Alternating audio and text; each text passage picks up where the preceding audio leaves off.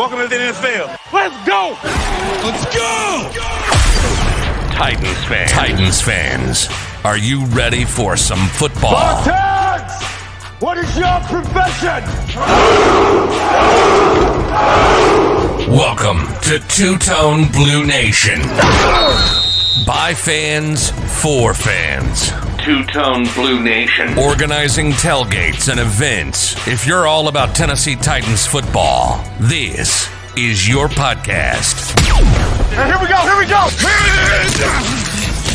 And here comes your hosts, Big Luke, King Cole, and Austin Hall. Welcome in, everyone. This is Two-Tone Blue Nation Talk. I'm King Cole, joined here by Big Luke and Austin Hall, and welcome back, everyone. It's been a while. We haven't done a pod in a minute. We're glad to be back. Big Luke, how you doing tonight? I'm doing great, especially after the big win this weekend. Beat Jacksonville again. Austin, how you doing tonight? Living the dream. I'm glad to be back talking with you guys about some more Titans football. For sure. Austin, tell us about the experience at Jacksonville. Two-Tone Blue Nation hosted a tailgate. What was the tailgating atmosphere like? What was it like inside the stadium, watching us kick the shit out of the Jaguars? Give us a glimpse of what that was all about. Yeah, so I've always heard a lot of negative things about TIAA Bank Stadium. The atmosphere wasn't that great. Things like, the tailgate scene was all right. It was kind of average. So I kind of expected that, but we got there. We set up our tailgate. I expected a small group to show up because of the pandemic we're in. But we got our tailgate stuff set up, the normal stuff at our Two-Tone Blue Nation tailgates, the generator running, the speakers blasting, grill going, and beer flowing. And sure enough, we had a pretty decent turnout, I'd say.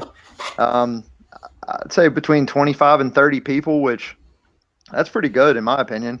And sure enough, it was probably the rowdiest people in the stadium because we had a good time at the tailgate. We were doing shots, just chanting Henry, and just getting hyped for the game as always.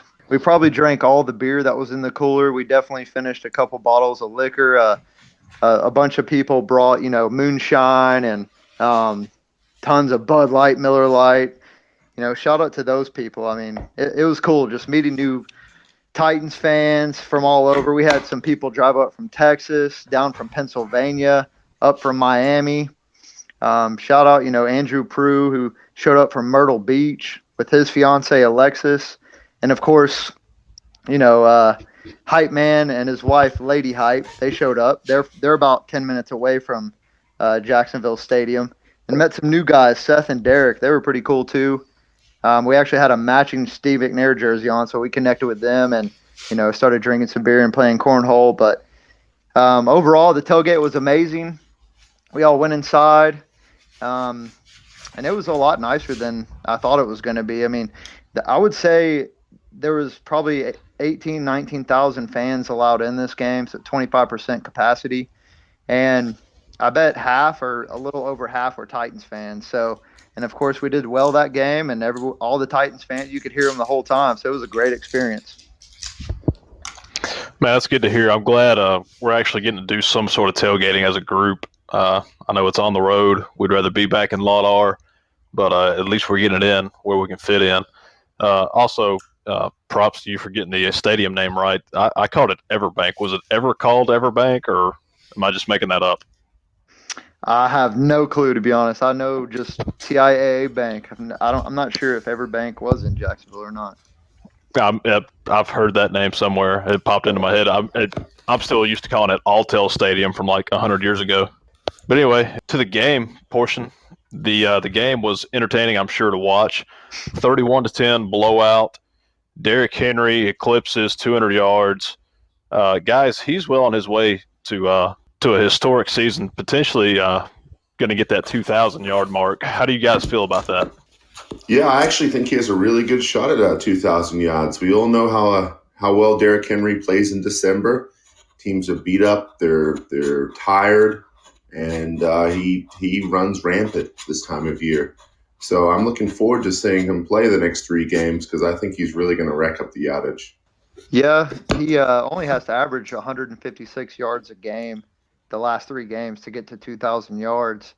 Obviously, we know what he did versus Jacksonville with 215 yards, but if he runs like he did versus the Browns with, 15 carries, 60 yards, then he obviously won't come close. But yeah, Derrick Henry in December, he's insane. So we'll see how it goes. Do you guys think he's the MVP if he gets over 2,000 yards? I don't think so. I think it's a quarterback-driven league, and I think it's more of a popularity contest. They're going to give it to either Mahomes, Rodgers. I don't know that Wilson. I think Wilson's probably played his way out. They've had a few rough games up there in Seattle, but right now I don't. I have a hard time seeing it going to any non-quarterback position. Yeah, I agree with you.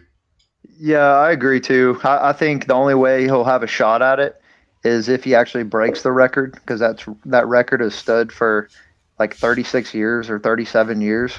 So, but if he crosses 2,000 yards, they'll be talking about him more. But that's about it.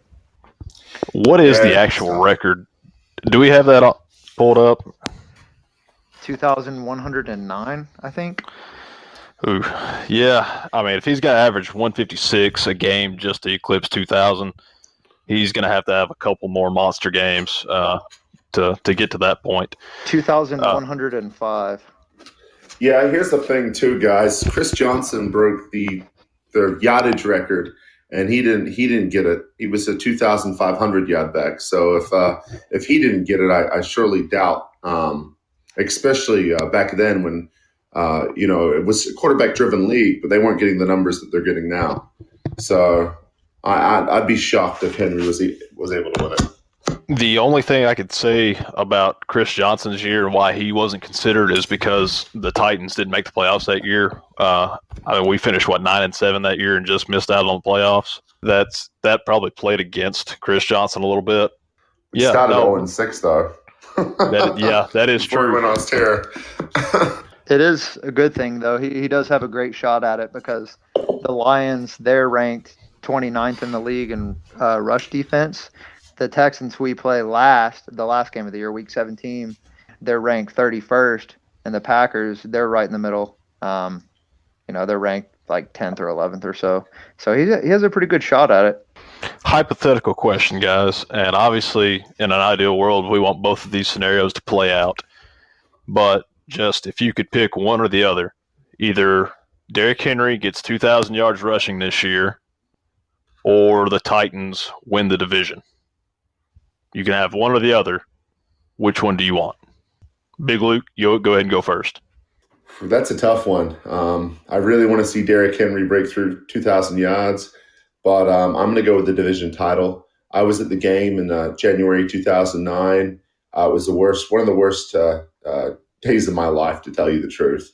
It was miserable, from the loss to someone actually smashed my brand new phone, and that was back before phones had insurance. I don't know if you guys remember, but those iPhones were expensive as hell back then. So, it was a really crappy day. I'm looking forward to us hosting a game in Nissan Stadium. Even with COVID, it'd be cool to be able to sit in Nissan and be there for a playoff game for the first time in over a decade.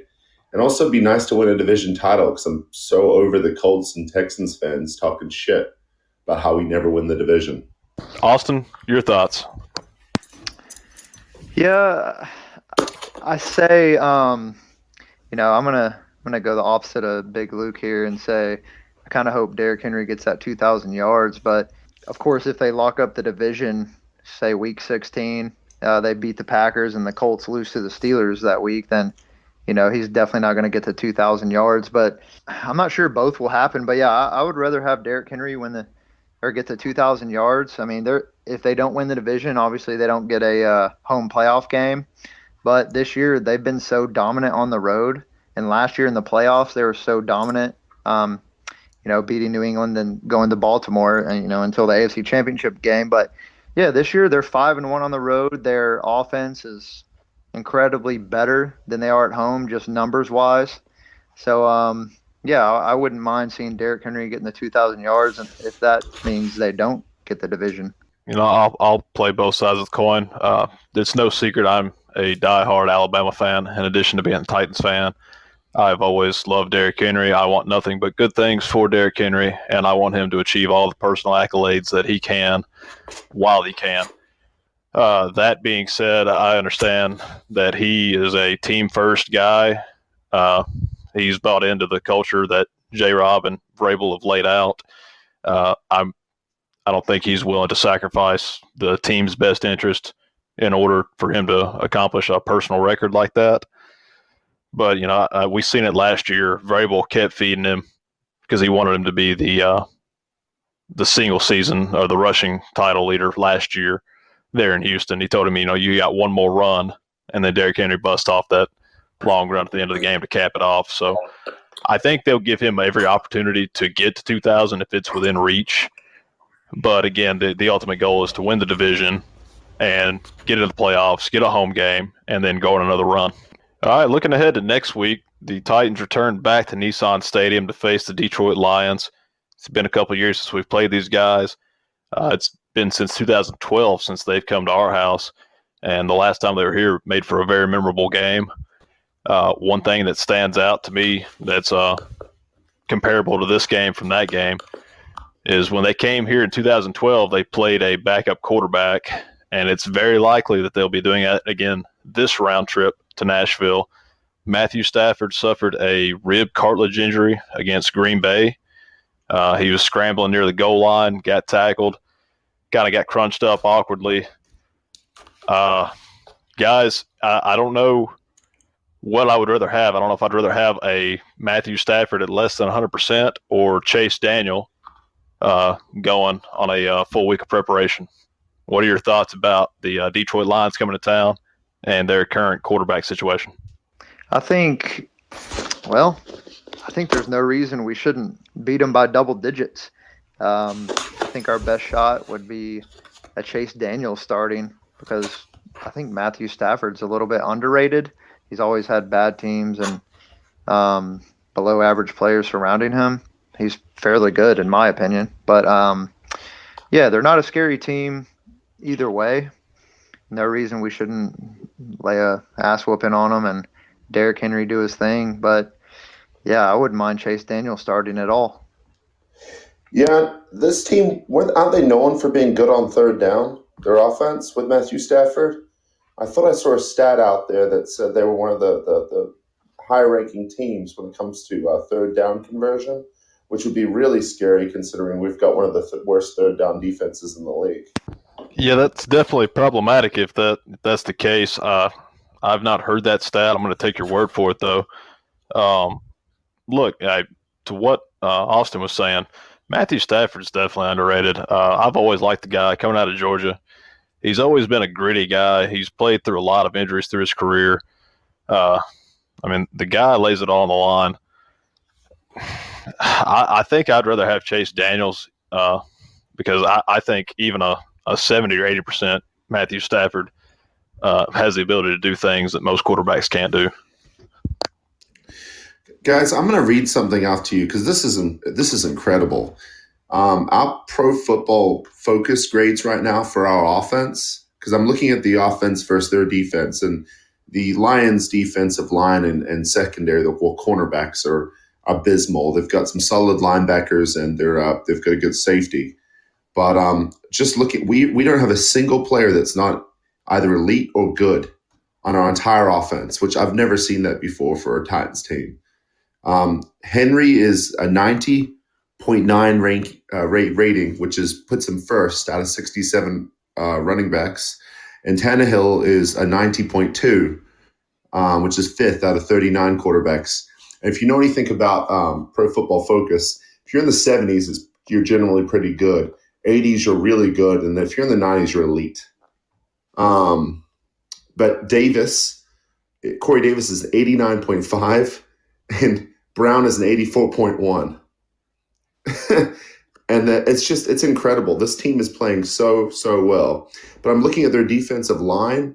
Their nose tackle and left end are both a 45 and a 47. And their right outside linebacker, Jones, is a 49.5. So it's a really good matchup with our offense versus their defense. Yeah, so I haven't looked at PFF in a while. I do know that 90 is almost unheard of for most Titans offensive players this decade. So the fact that we've got two of those guys is astonishing to me. Just out of curiosity, who does it have as the lowest ranked player on our starting offense? Let's see. It's left tackle. Yep. Cussenberry. Yeah, that makes sense. I mean, the guy's like third or fourth string. I mean, That's okay. and he's kind of the team. He's the team's feel good story. You know, I'm glad he's in there doing what he's doing. For those that don't know, cancer survivor, won his battle against non-Hodgkin's lymphoma, went through several rounds of chemotherapy, and he was with Vrabel in Houston. Vrabel brought him over from Houston to the Titans. He's kind of battled his way through the depth chart, going back and forth between getting cut, practice squad, you know, all the rigors of an NFL journeyman, and now he's getting an opportunity to start, and I'm all for it.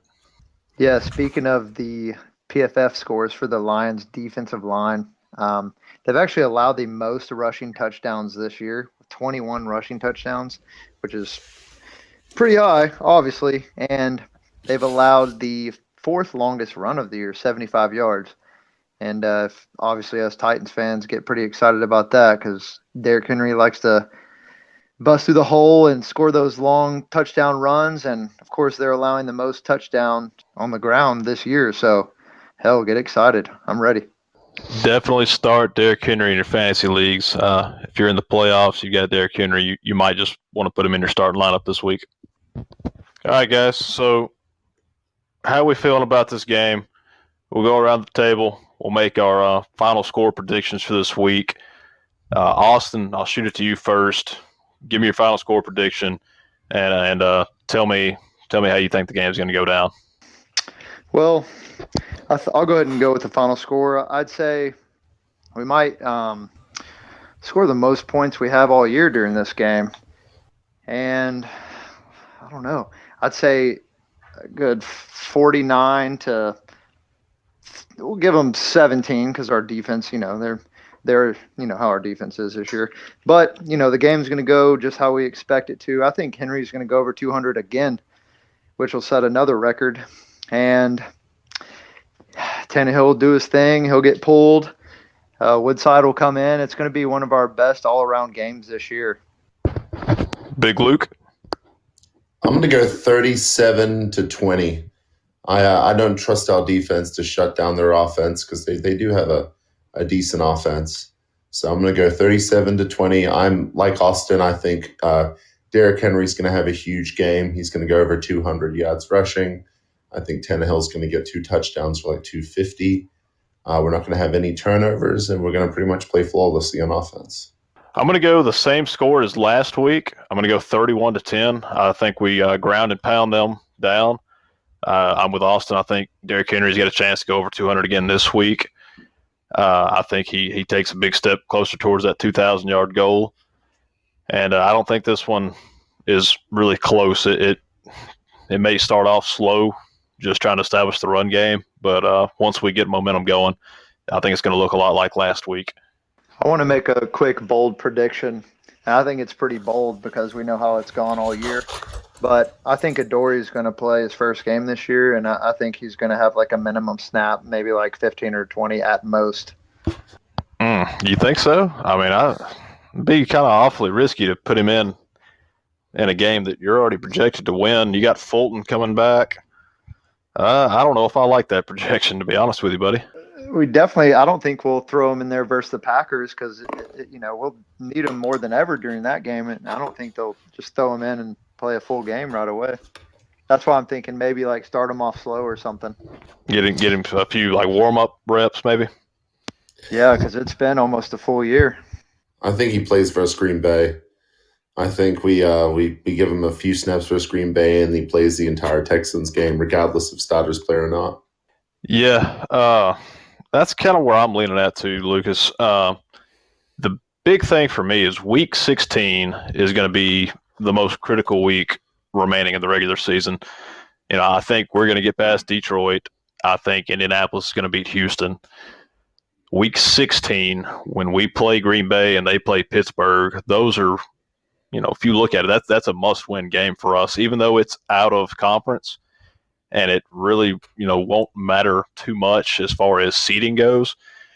We can't afford to drop a game. We really need to win out because I think Indianapolis is starting to get hot. You look at how they played against Las Vegas last week.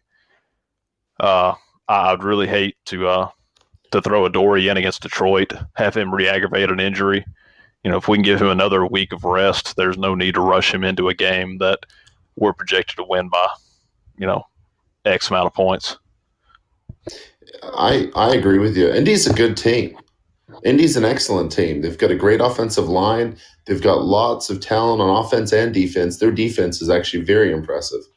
So they're definitely a team I'm scared of. I feel like we're still the best team in the division, but if we lose to Green Bay, I'm not so confident we win the division. Yeah, because you look at how Pittsburgh has been playing. Pittsburgh's reeling right now. They went from being the hottest thing in the NFL to, hey, they've lost 2 in a row, and I don't know if they're going to be able to get right against Indianapolis. It could be the case where Indianapolis has got a cupcake in the Texans, an overrated Steelers team, and then a cupcake against the Jaguars in the season. Now, they could very well, round the season out 3-0. And if we drop one game, look, hey, we're back on the road in the playoffs in a spot we don't want to be in. It's crazy, but the Steelers seem stronger at the end of last year than they do now. I watched the last game. Ben Roethlisberger is not playing well. He's costing them. So I'm really interested to see what happens when these two teams play. I have a feeling the Colts are going to win that game. Yeah. So Austin, terrible take. What a bad take. Bad bold projection. Yeah, I'm a piece of crap. I probably shouldn't even do podcasts. I don't even know who I am anymore. Do better.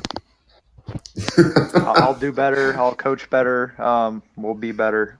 Yeah, it starts with you. You definitely need to pod better.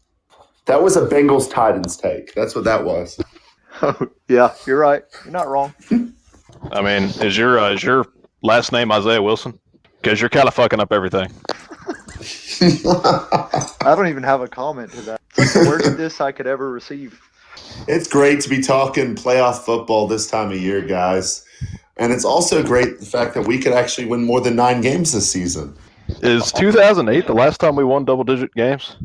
I think that might. Yeah. Holy shit. Yeah, it's been a long time.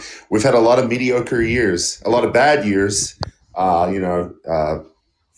15 and 14, but we've also had a lot of mediocre years. Yeah, so shout out to the. I'm excited about winning double digits. Shout out to all the true Titans fans that stayed the whole time, because I don't think there's any other fan base like us. I mean, we haven't. I don't want to say this, but we haven't really accomplished much as an organization, and we still have like some crazy diehard fans, and like we all feel like family together because we've been through hell and back. So we're here now and just enjoying the ride. This group was formed because of that. So I'm actually somewhat grateful for the bad years because we wanted to do something outside of just watch the Titans get their ass kicked every week. Sorry. Yeah. And what are the odds that this is the first real chance we've had at winning the division and hosting a home playoff game, and there's a global pandemic here that's going to just try to derail all of our hopes and dreams? I mean, it's hard if we won the Super Bowl. No, I'll wear a mask and quarantine for another year if we win the Super Bowl. I'll do whatever. I don't think our mayor is going to let us have a parade, mate. I don't need a parade. I just need a banner eventually. That's true. I'll come see it be unveiled in like 2023 when they open the stadium back up.